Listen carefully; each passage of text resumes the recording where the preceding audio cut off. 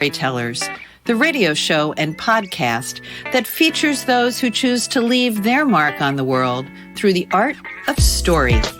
I'm your host, Grace Sammon. I look forward to our time together today. Now, let's meet our storyteller.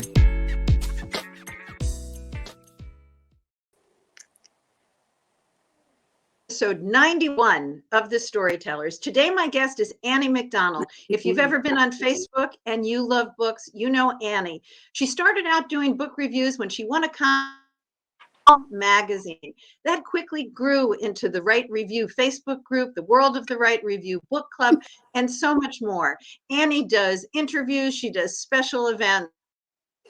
Today, we get to celebrate Annie in a special way because she is now officially an author. Annie, welcome to the Storyteller's microphone. Thank you so much, Grace. I'm so honored to be here. Oh, Annie, the honor is truly all mine. And in full disclosure, I think 2.5 years ago, you were the first person who interviewed me as part of your wonderful Facebook group when I launched my book, The Eves. And it is such a delight to help you launch Annie's song, Dandelions, Dreams, and Dogs. Tell us about your book. Okay, well, I'll show you the cover. So that's the book, which I'm really excited about, of course. The book it's very funny. It's a experimental cross-genre magical realism memoir. And I have always stood on the soapbox of how important cross-genre is. So this is like perfect for me. But it's a bunch of essays and poems, even some from years ago, that they would consider, they're not that good. And I said, yeah, but they're my story, right? And they led me to be a better writer, I believe. And we all start somewhere. And it talks about different traumas, my illnesses, but always, and dogs, and always how to find the happiness in the day somewhere along the way. And you do such an amazing job of that. In full disclosure, we should talk about some of the themes of your book. You had a friend who was tragically murdered. You've had miscarriages. You have battled multiple diseases, and you are always the person who finds joy. Are those traumas things that led you to writing? Or talk to me about that journey. Okay, well, in third grade, I had a teacher named Mr. Book. And I know it's a funny name, and I have a report card to prove that was his name because I was so happy to find it. I said I have proof, but I had a reading comprehension problem. So he'd work with me after school. And then he said, I want you to write book reviews for the school paper. Okay. But I would literally say, this book is good, read it. But at full disclosure, that's a perfect review for now, for everybody to write if you are too busy. I love this book, read it, you don't have to write too much. And I would write poetry all the time. But then I knew I wanted to write a book, and I kept wanting to write stories, but it would always be about the car accident where I broke my neck or my best friend's murder. But I didn't want to write about her murder in such a way that I talked about that as much as listening to children when they're telling the teacher that our neighbor's stalking us and don't ignore them. I wanted to give a lesson to adults to listen to their children's intuition because he was our neighbor. And, I call it Jennifer's voice, like my hypervigilance to do things, to do this, and also to, if I hear a kid screaming, I'm calling the cops. Like I'm just very worried. You become an advocate. I've become an advocate. Yes, big time. Yes. I mean, they know me at the congressman's office and everything, but and then the car accident, the rapes, the waking up at 23 to find out they couldn't even freeze eggs for me. Like all of these things did lead me to a class with Diane Zinna, a grief writing class on Sunday. It's free. And it became like my community. But I started pouring out my soul by writing. And I had been in in therapy all these years, right? And Right. then I start this class, and all of a sudden things start going away. Like I don't have such bad survivor's guilt that makes me feel so heavy. So the writing improved my soul.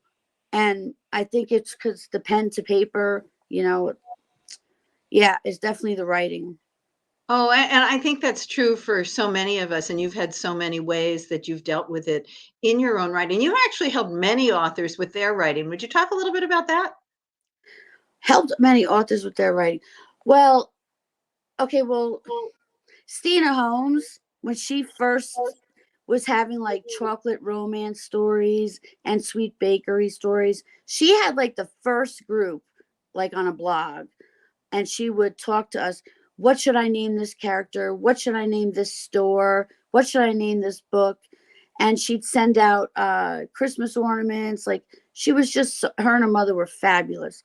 And you could tell she was a huge marketer right off the bat.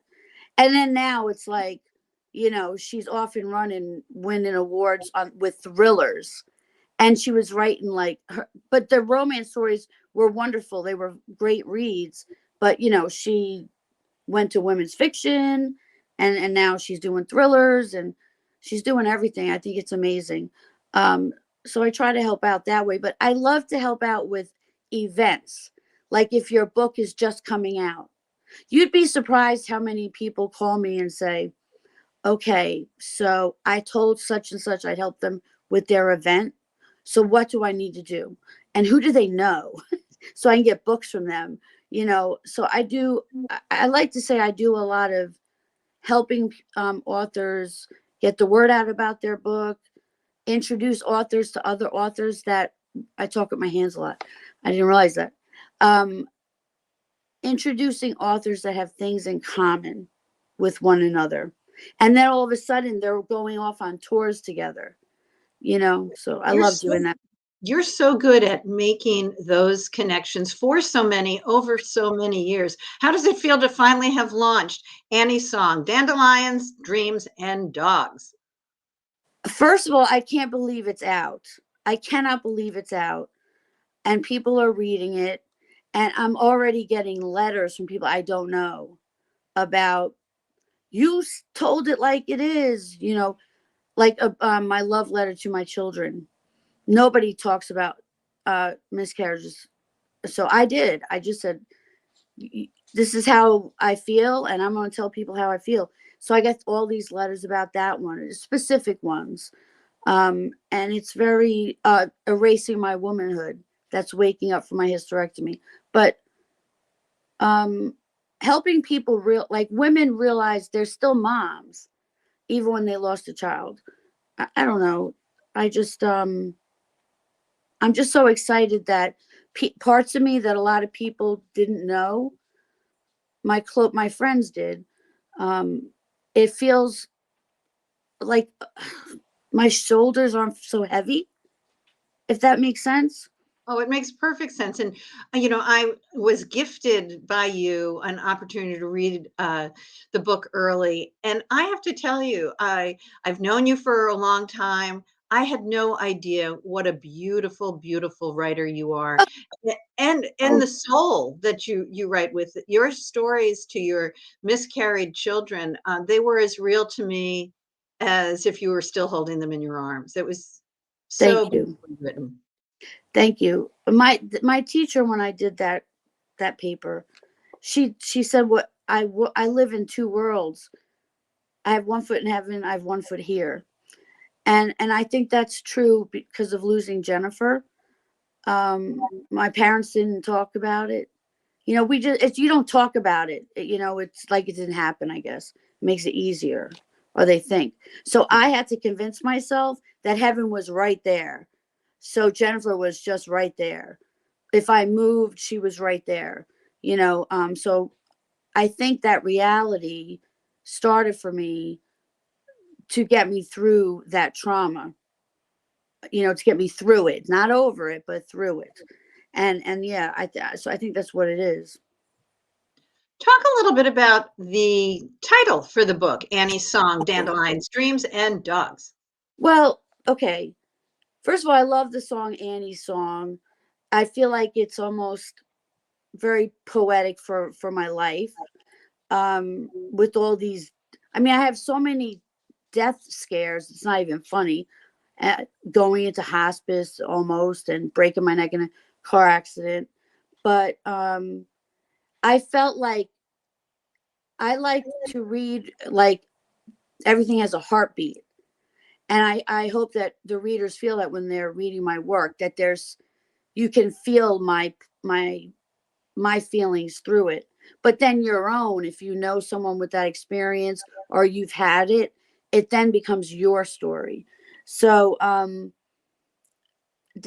dandelions, dreams, and dogs is because since I was a child, I blew on dandelions for wishes. You know, I always believed in the power of wishing and prayers and them kind of being one and the same. Dreams, because I have a lot of dream sequences in here. And dogs, I mean, hello. Everybody knows I love my Simon that I lost. He loved running on the beach near my in-laws' house. So he's in the ocean in heaven waiting for me. There's a really cool story in there about written in the stones, and it's about my heaven, and it's really cool. And I honestly believe that, and I think that's the only way you can face death is if you believe it's going to be just as cool in heaven, right? You have to believe that. And my Well, dogs here take me there. well, I love that, you talked about having a foot in each world, heaven and here on earth. Is Yeah. there a is there a section of the book you'd like to read for us? Oh, wow. Okay. Um, okay. I just opened a page. So it's called Imprint Me with Your Love. And I'll just read the end of it. Um, I needed to talk and be open about my feelings without being shut up or called a drama queen. We were a perfect match, mother and daughter, daughter and mother, always. My drama was wanting to love and to be loved. She loved that about me. Come imprint me with your love. I promise I will answer. I just opened that page. So many beautiful connections, Annie, and so many personal struggles.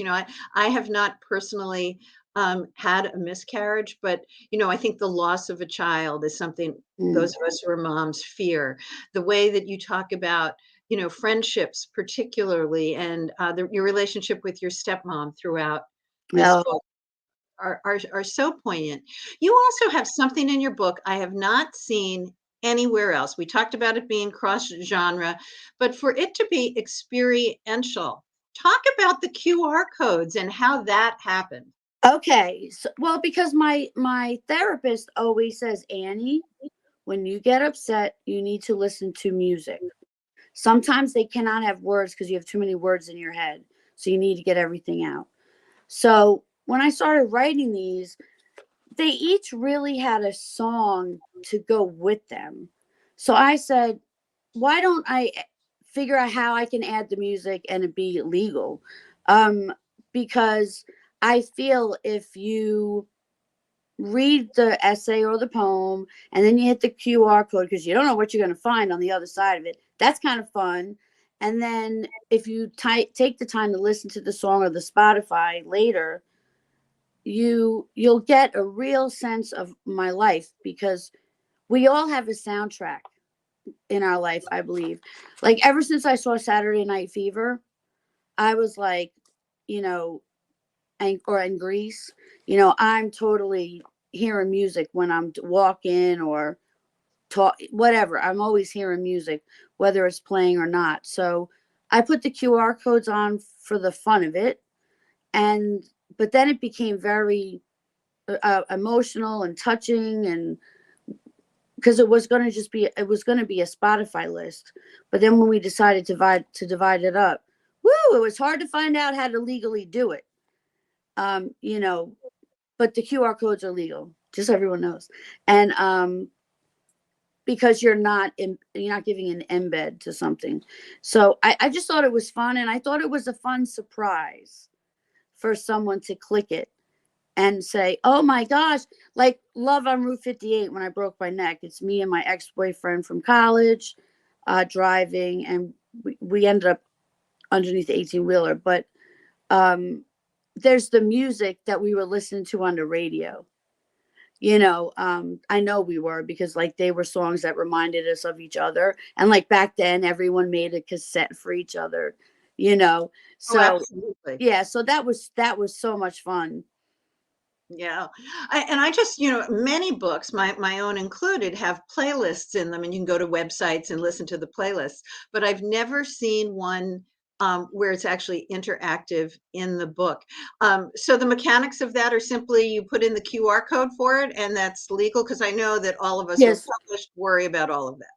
Yes, it is, because it's just a bunch. Oh, well, look, I open up. This is my best friend, Jennifer. I just opened up to that. But so there's 2 songs that remind me of her. I know one's Jack Wagner, because we loved him. The other one's probably Madonna or Prince. But yeah, if you can use QR codes, because you're not using the name of the song, you're not using the name of the singer, but you're taking them to their YouTube page, and if they put it on YouTube, they have made it accessible to the public. Awesome. So it works out perfect. Well, it's good to have that extra tip for the next time any of us want to put playlists in our book. But Yes. let's go to dogs now. One of the things I've always said about you, Annie, is that you are generous of spirit, and that carries through with your book. And tell everybody where the donations are going for the book. Okay, so they're going to 4 places. The first one's the dog rescue. Of course, One Love Dog Rescue, because they gave me my babies. But and then they helped me when I first got very, very ill. So they're very good people.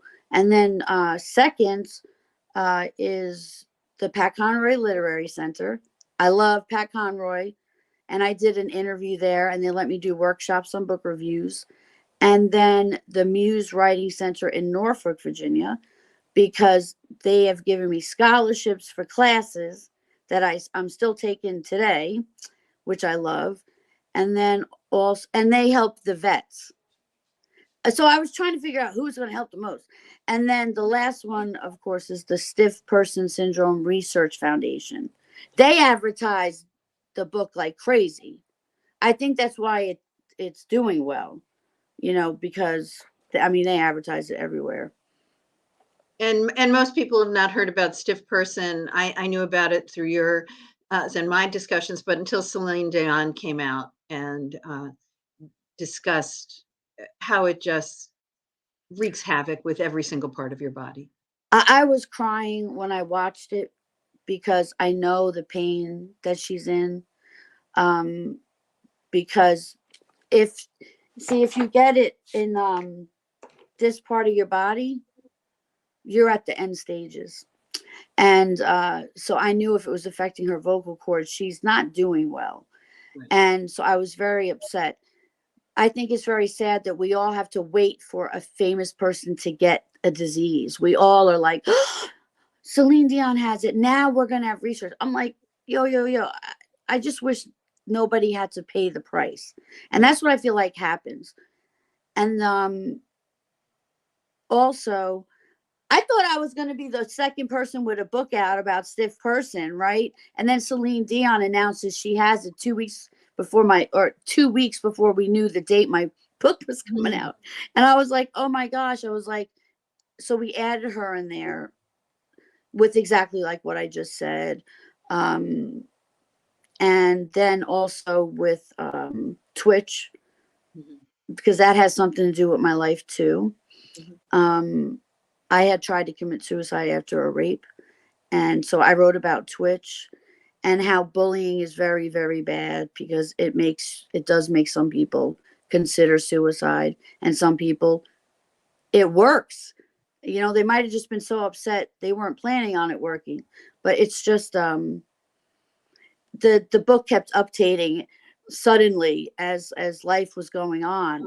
And that's when I realized we all are going through so many things, and we're not telling people our stories, all of them, right? Except our closest friends. But I think once you open the wounds and let people see it, and you give them permission to speak about it. I think that's amazing. Like there's 2 book clubs here that are already wanting it for their book club.